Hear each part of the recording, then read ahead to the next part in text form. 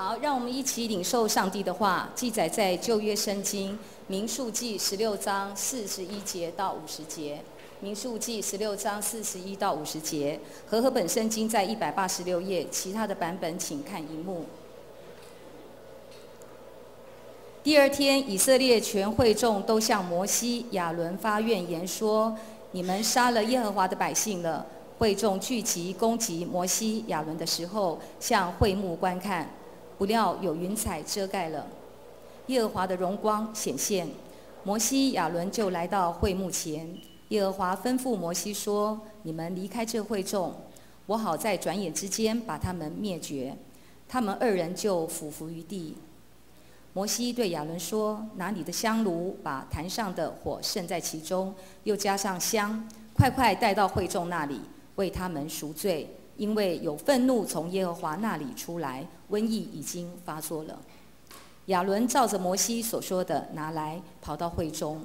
不料瘟疫在百姓中已经发作了，他就加上幡，做百姓赎罪。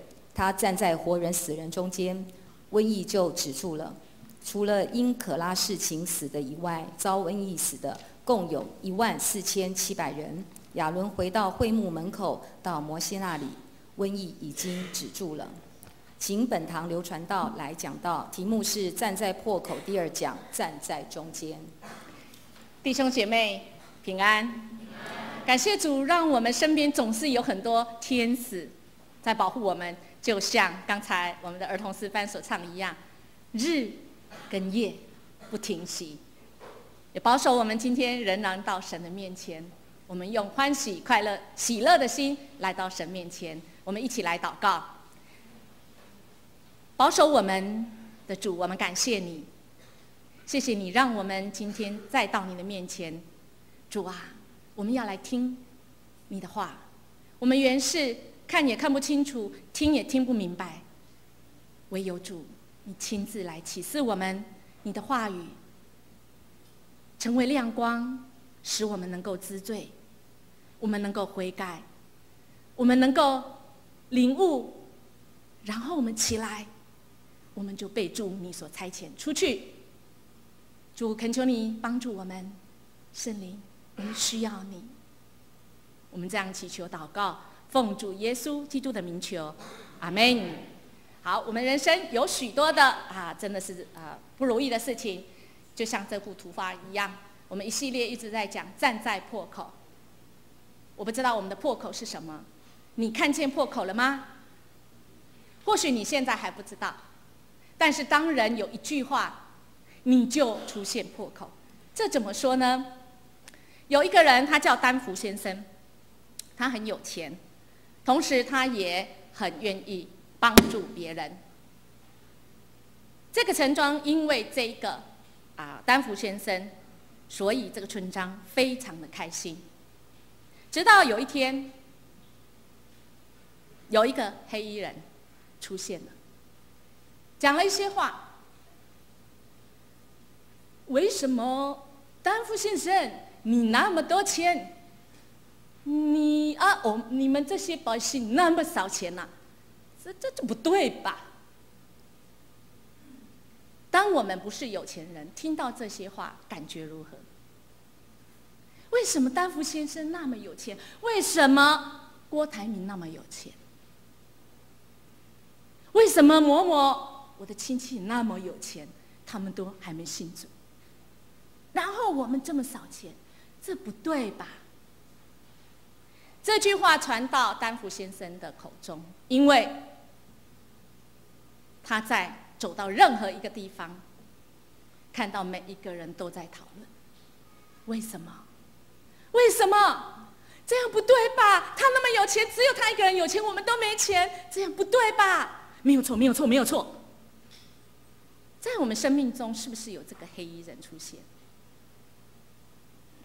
做人的媳妇就爱知道理呀，当人家的媳妇就要知道道理呀。我这个婆婆煮了半天，母亲节叫我煮，父亲节叫我煮，这是我的职分吗？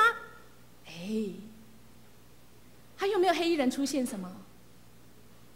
跟你讲哦，那天那个牧师讲那个什么，好像是对我讲的。那个牧师哦，那个传道说那样子哦，我跟你讲，他就是看不起我哦，他就是教训我哦，这什么道理呀？在我们生命中有没有这个黑衣人出现以后，你的生命就改变了？你原来平静开心的心，你就变得不开心，因为你开始比较。黑衣人出现的时候，你的生命开始有了破口。这个村庄一样，原来很开心，因着黑衣人的一些话，丹福先生无意中听到这句话传到他耳中，怎么办？如果你是有钱人，你怎么办？你希望这个有钱人怎么做？这是现代的议题哦，因为金字塔就只有那几个，我们大部分的人都像漏斗一样掉在最下面。丹福先生决定了，他把他所有的钱平均分给每个人，耶！全民都中乐透。就像几年前，记得吗？消费券多少钱？3600，结果起了什么作用？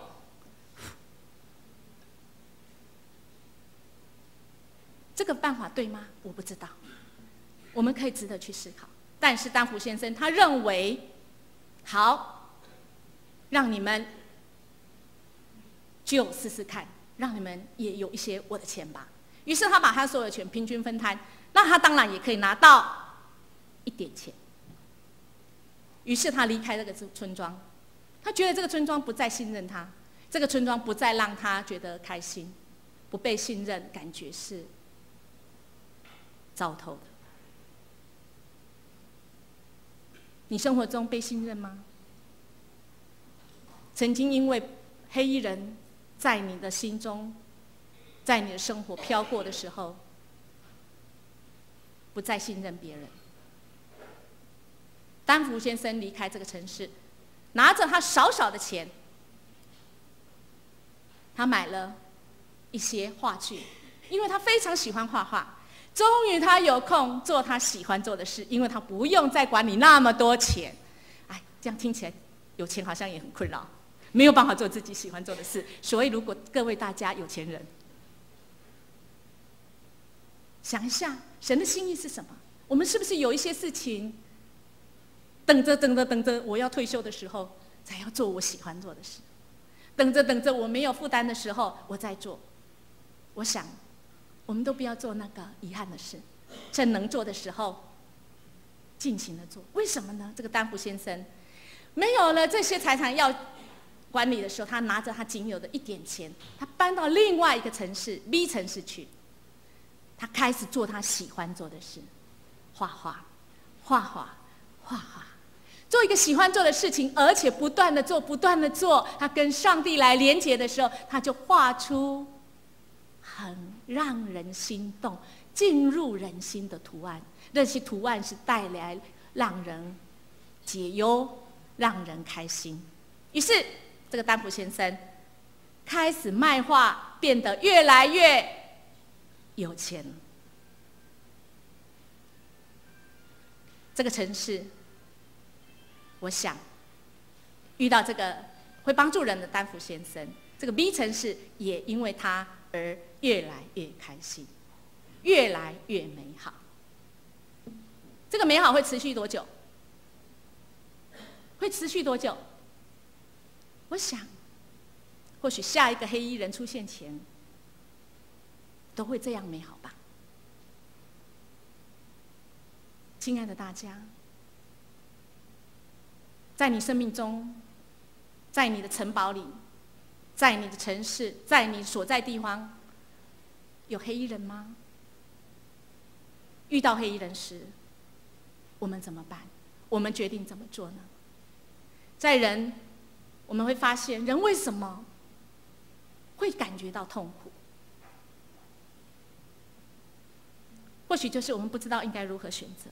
太多选择，太多学校，太多钱不知道该往哪里花，太多时间，太多可以选项，因为我们长得太帅，长得太美，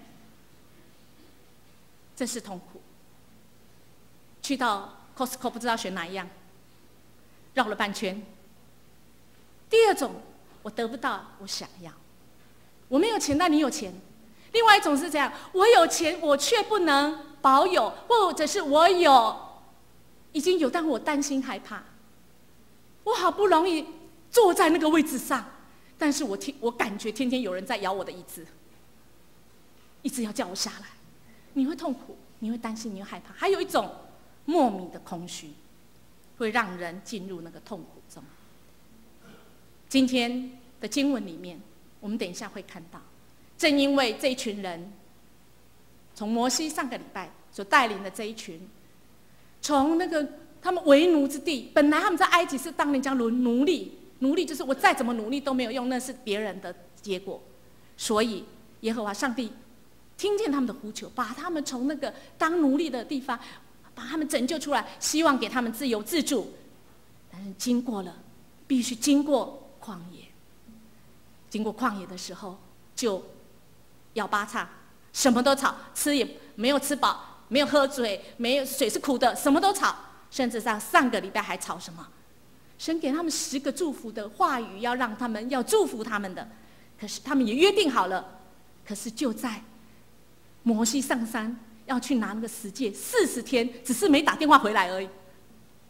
可是那时候没电话，楼下面的就非常的担心焦虑，说带领我们出来这个摩西到底发生什么事了？不管亚伦，你帮我们造一个，我们一定要眼见为凭，帮我们造一个会吃草的牛的像，我们好安心。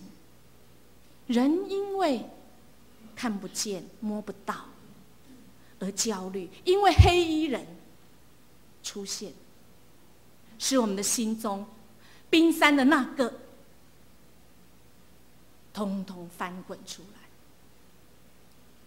不安全感、焦虑、曾经背叛，全部都跑出来。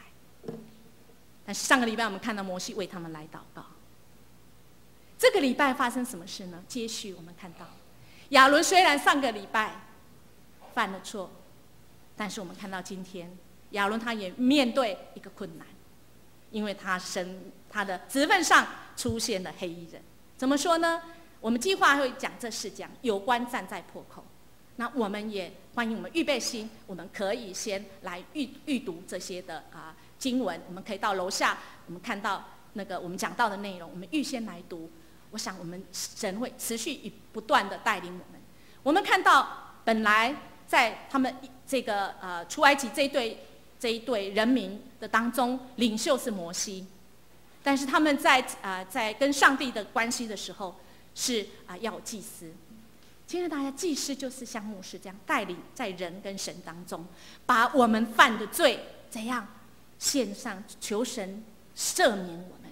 所以在那时候，在人最古，我们就有这样子的需求，这是心灵最神圣的需求，就是有一个空缺，因为我得罪神，我们跟神的标准不一样，我需要说主啊，你原谅我。那个不同标准就叫做罪，不同标准就叫做罪，因为罪的原文是什么？靶心，所以只有那一点是标准，跟这个点不一样的都是罪，所以需要有一个人来代求。因为那时候还没有耶稣，还不是新约，所以我们现在先安心。但是我们来看那时候为什么会发生这样的事，需要祭司。可是你知道吗？神拣选了一个支派，叫做什么？利未支派，他们要来做属神神圣的工作。那在利未支派里面，只有谁可以当祭司的子孙？只有谁？什么？亚军吗？不是亚军，什么？亚伦哈。虽然亚伦是摩西的什么弟弟还哥哥，虽然他是哥哥哦，弟弟当首领哦。所以在这一段经文，今天我们读的经文，如果有空你回去看，前情摘要，亚伦跟他姐姐也曾经挑战过摩西，所以摩西遇到困难是非常的多。我是你哥哥，我是你姐姐，你居然当我的头。所以亚伦也曾经犯过这个错，但是他后来悔改。今天亚伦遇到了，跟他一样是利未支派的，可拉一党了。他们因为羡慕，开始比较。今天经文之前就讲，我们跟你一样利未支派，为什么你可以当祭司，我们都不行？我们只能够在那边点灯，我们只能够在扫一扫整理外面的，什么原因呢？于是我没有，我羡慕别人有的，一变掉了，就会开始产生一个动力，就是比较。一比较会怎么样？一比较会怎样？心里会怎样？当我们没有，一跟比较别人就会自卑，他有我没有，他有我没有。自卑人会怎么样？大概在2年前传道正好来这边，7月就任的时候，10月我看到有一个在彰化一个新闻，他说有一个40岁的单身还没有结婚，因为他的姐姐也没有结婚，比他大快50岁，可是他姐姐长期因为癌症抗癌，然后那时候他姐姐又发现是复发，可是他自己遇到什么事？他原来在很好的公司，可是他被 lay off。所以他为了照顾他姐姐，他的需要，他每天就去做那种工作，就是去桥下登记什么，每一天可以拿日薪，每一天可以去工作，然后领钱的。有一天，他真的很累，他去做了1天工作，领了1100，是做苦工的。他原来是白领，那一天为了姐姐，为了生活，去做了苦工。原来领了1100，真的很高兴，至少领了1100。但是看到人家穿西装的过去，看到人家那个4、5个讲英文的接待客人的，他头马上低下去。我自己曾经也这样，为什么我今天沦落到我要去做苦工？我去山上做什么？人家整理墓地那种园艺造景。马上比较，马上自卑，然后他就去他每天一定要去买的面包店。他买了23块的面包，他拿25块给店员。店员应该找多少？2块，数学不错。但是这个店员找5块给他。当你收到5块的时候，你会怎么反应？找错了，好诚实，退回去的。但是我们也曾经过，哇，好康哎，紧收起来。特别是找到1000块的那种，找错的哈。这个人他怎么回应？他看到那个5块钱，他什么反应？托盘在他桌上，结账桌上，马上啪丢到那个结账的小姐身上，而结账小姐是每一天结他的账的，知道他家的情况，他觉得这个面包反正已经要丢掉了，便宜卖他，多找他，知道他的苦境。对方是善意，对不对？但是这一个自卑的人，他心里的眼镜戴的是什么？我不如人。他心里的眼镜是破碎的，所以他看每一个人的动机都是恶意。然后他不断喊，没有停，歇斯底里只讲一句话：你们为什么侮辱人？你们为什么侮辱人？为什么侮辱人？为什么侮辱人？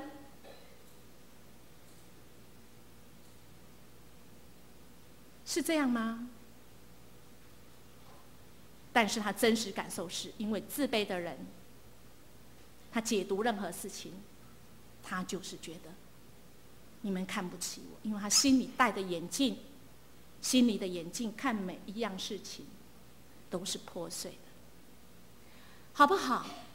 亲爱的大家，当我们看到有一些愤怒的人、破坏性高的人，因为这样他们就会去破坏，他有一股动力，好不好？想想，或许他们、我们都受伤。你曾经这个礼拜愤怒过吗？你曾经心里觉得不公吗？好不好？我们回到神面前。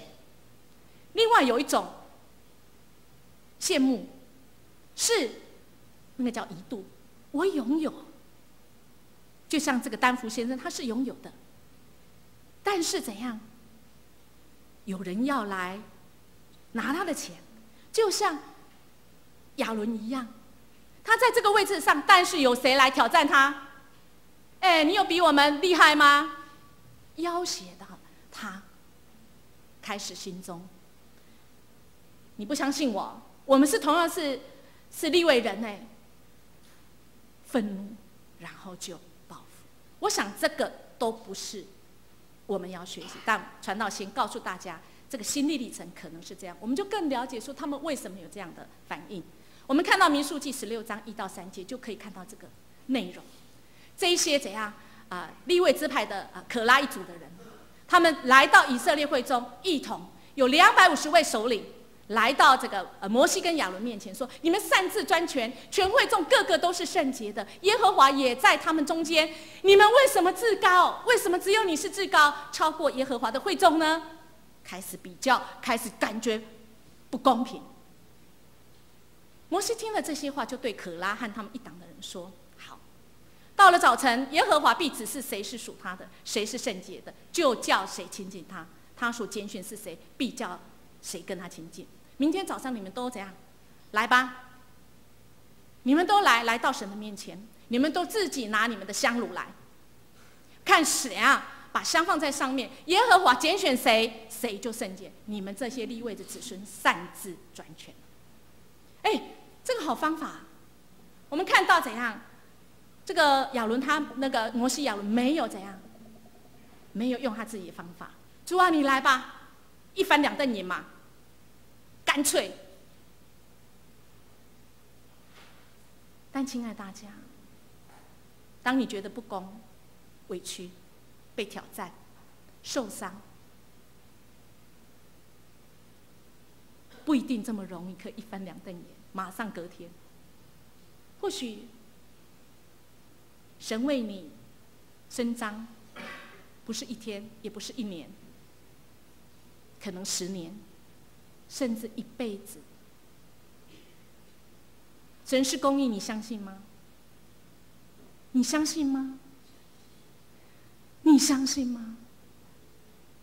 如果你相信神是公义的，当你觉得委屈的时候，你也用尽自己可以做的都做了，那么就让神为你伸张。传道有一个个案很奇妙，他在公司里面真的受尽委屈，甚至于还被新来的长官挑战。来，我们来做那个评鉴，因为我们做心理咨商跟社工，我们都需要做团体督导，来评鉴你到底适不适合这个位置，你到底适不适合。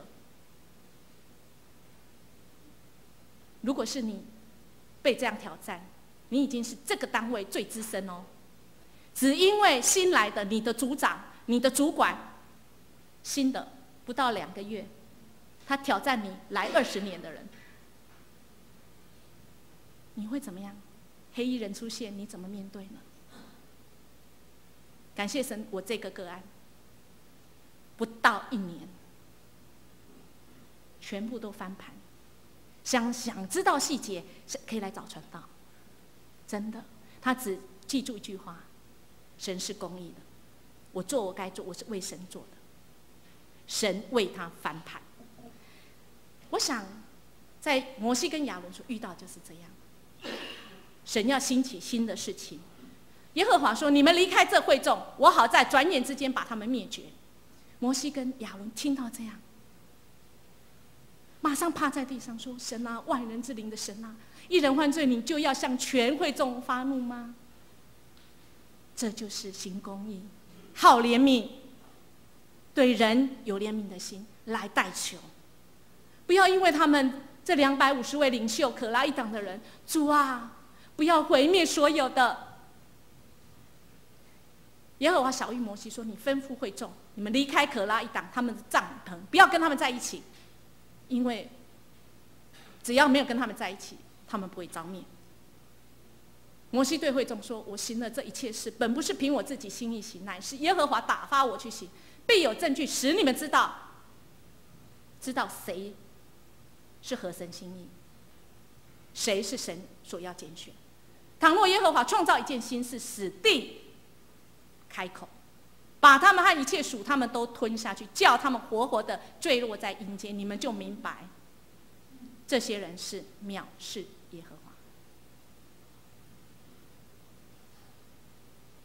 亲爱的大家，弟兄姐妹，我们看起来，我只是去抗议，为什么不是我？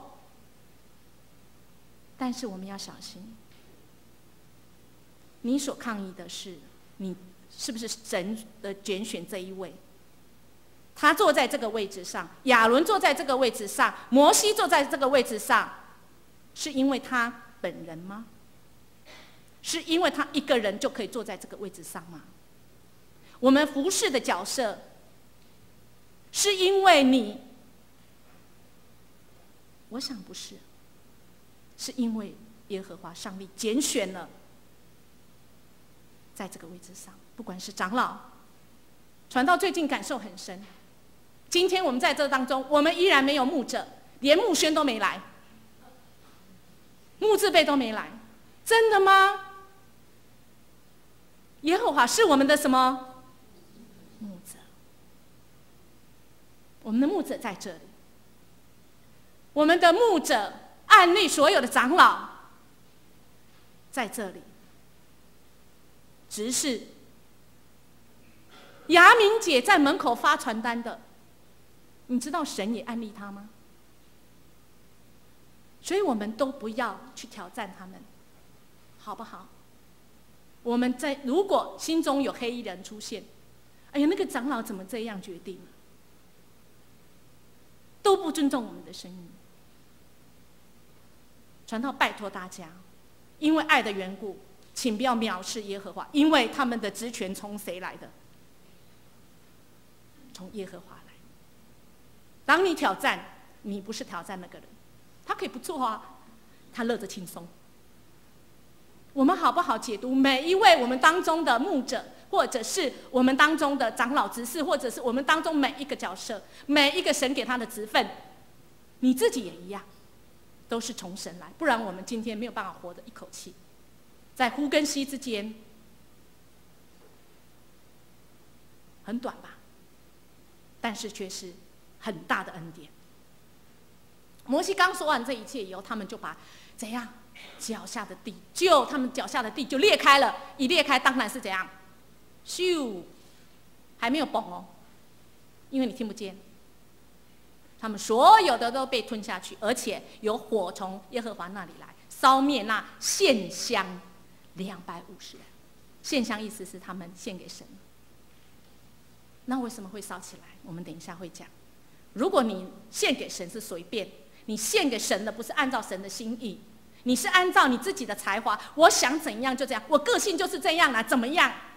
等一下就知道会怎么样。第二天，以色列会众都向摩西、亚伦发怨言：你们杀了耶和华的百姓，前一天发生这么大的新事，没有受教训呢。主啊，求你怜悯啊！会众聚集，继续要攻击摩西跟亚伦的时候，向会幕观看，不料有云彩遮盖，耶和华的荣光就显现。耶和华吩咐摩西说：你们离开他们会众，我好在转眼之间把他们灭绝。昨天已经灭绝，他求情，所以只灭绝那一些。今天又来，你让我灭绝他们吧。亚伦、摩西怎样？勇往直前求说怎样？不要，好不好？你不要灭绝我们。摩西对亚伦说：快去拿你的香炉来，把炉上怎样？坛上就是等一下我们会看，坛上的火盛在当中，然后再加上香，快带到会幕那里，为他们来赎罪，因为他们有罪。有人代求，有人怎样为犯罪的人代求，因为愤怒已经从耶和华那里来，瘟疫已经发作。瘟疫是很可怕，瘟疫就是传道这边讲一句话，你们今天在场的全部都得。瘟疫这么可怕，可能更快，因为圣经说怎样？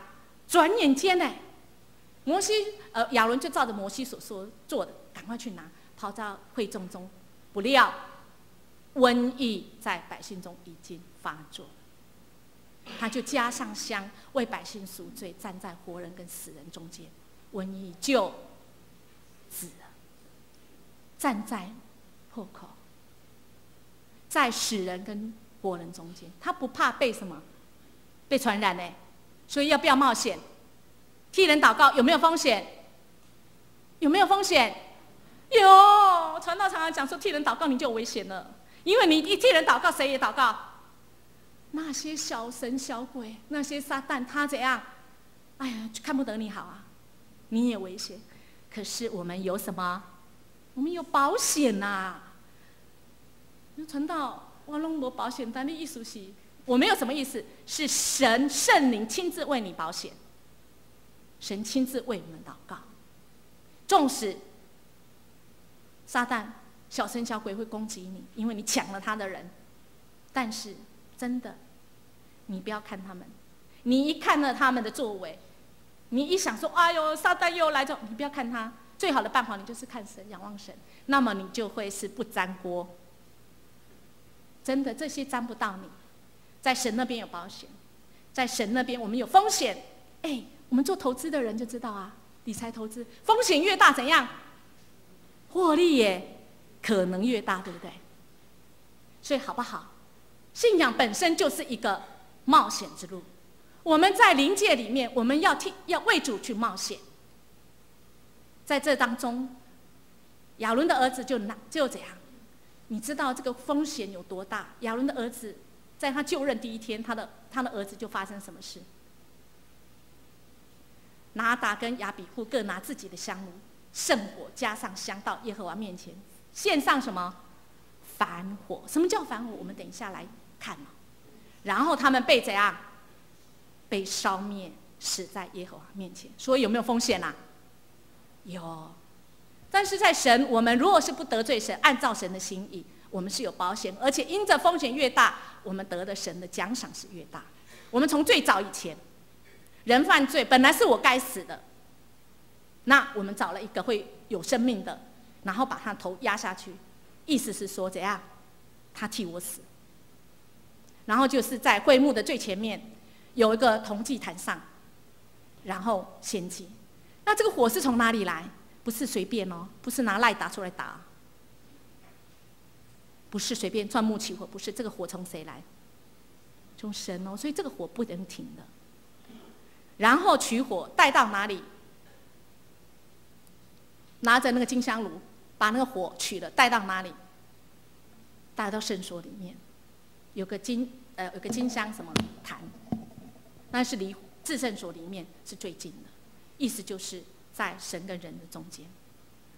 但是很可惜，亚伦的儿子随便服侍，随便不按照神，因为神是有次序的。因为你没有次序，你那个火是随便小神小鬼的火，可以献给神啊，也不能洁净啊。于是他们就被烧灭。所以我们在服侍要很小心。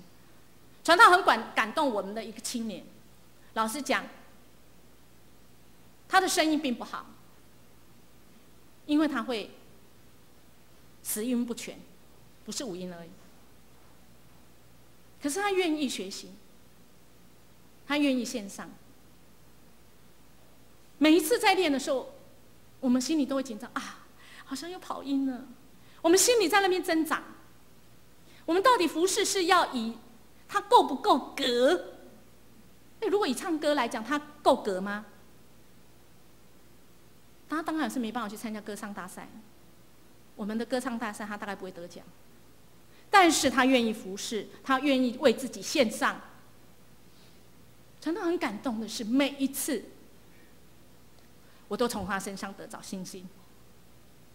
我说主啊，今天的敬拜是你自己来，因为依人看，从练习了一个下午，练习了一天，就是这样，不和谐。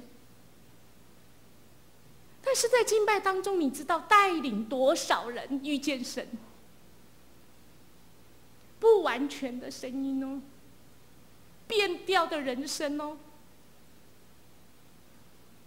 祝福多少人？那个100年不曾哭的人，经过敬拜以后，跑来跟传道讲说：透过今天敬拜，神把我过去100年眼泪的额度，今天都把它补齐。他感受到他心软。亲爱的大家，真的，我们服事只要尽心，按照神的心意，不用想我不会唱歌，不会唱歌哈，就是上爱唱经来报名啦哈。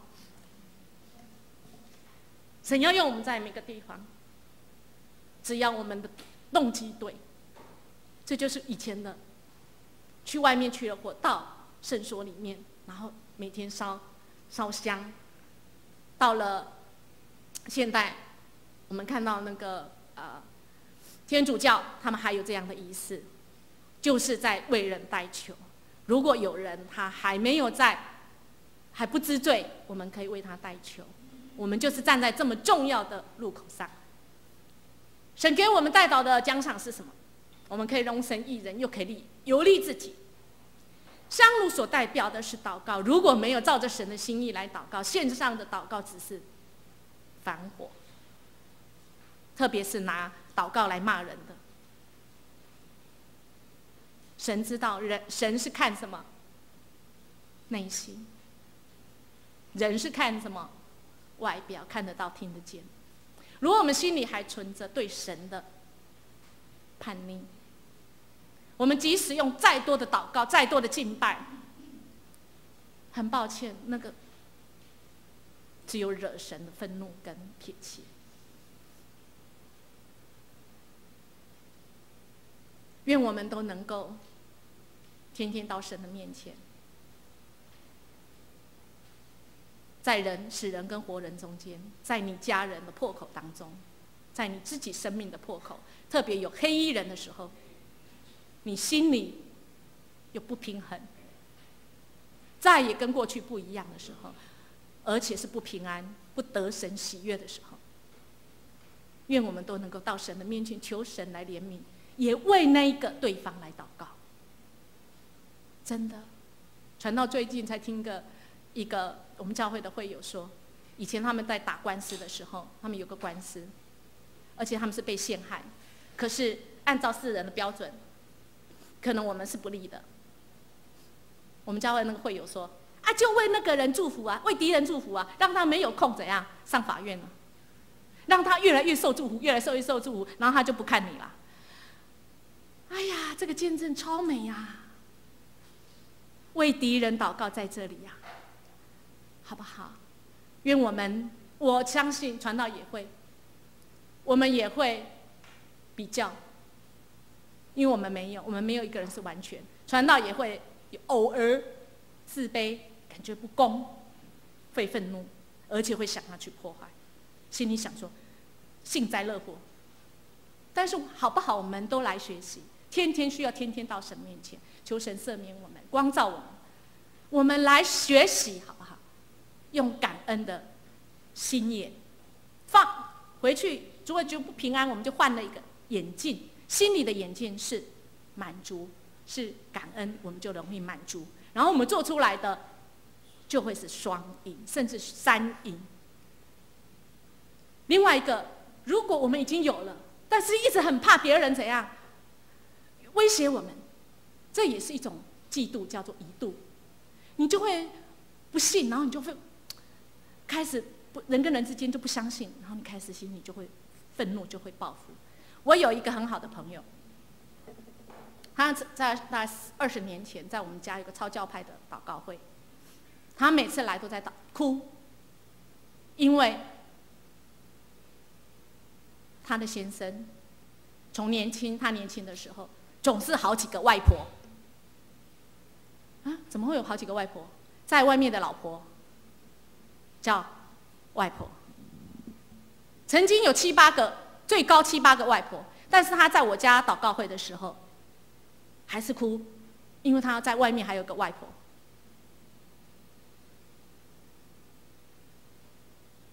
传道在他身上学习什么？因为带领我们读祷告的时候，有个师母，这个师母原来是这一个姐妹的房客，他们住在对面。师母常常为人祷告，但是从来没有为房客祷告过。有一天中午，快进中午的时候，她心里非常不平安。那个师母就说：“哎，我怎么会为我的房东祷告呢？他每一次都就拿房租给他，他都不理人，然后门就关。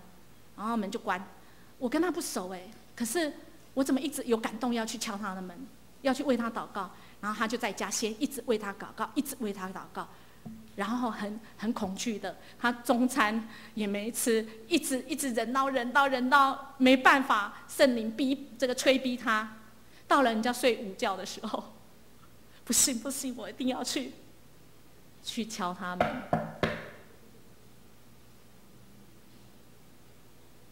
等了一下，那房东的太太，什么事？现在不用，不是什么东西坏吗？坏掉没关系，你贴在门口，我改天再去修理。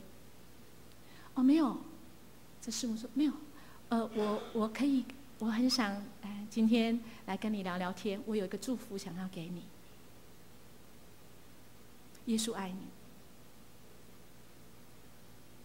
这个房东本来眼神很怪异的杀气，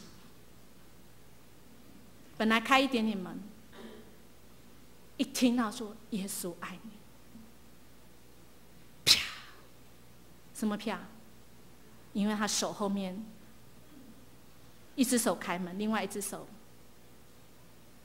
拿着刀，他要趁他先生午睡的时候，要给他先生去世，因为那时候很流行。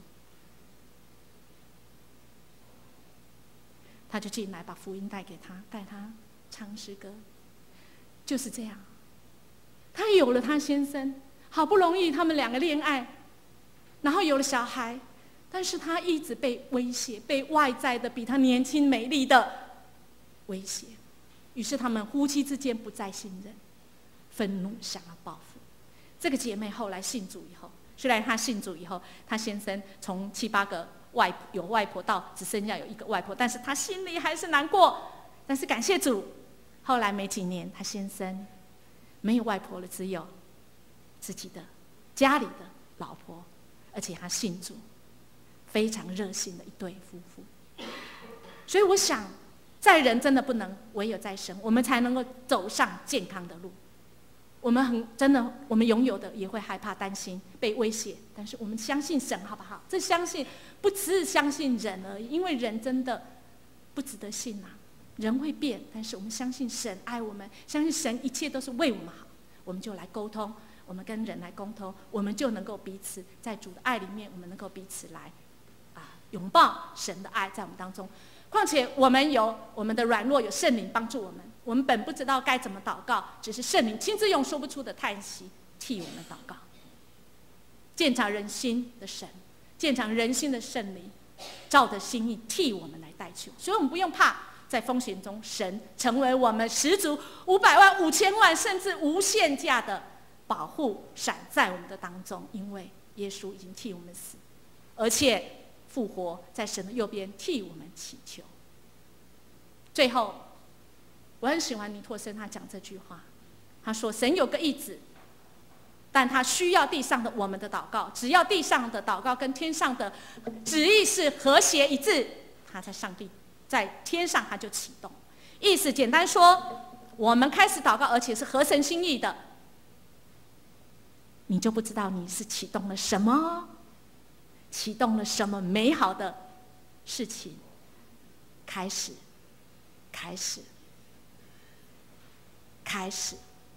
有极大的反应。美好的事情已经上路，即将在发生在他所爱的儿女身上。因着我们愿意祷告，跟神来同工，我们一起祷告。主，我们感谢你，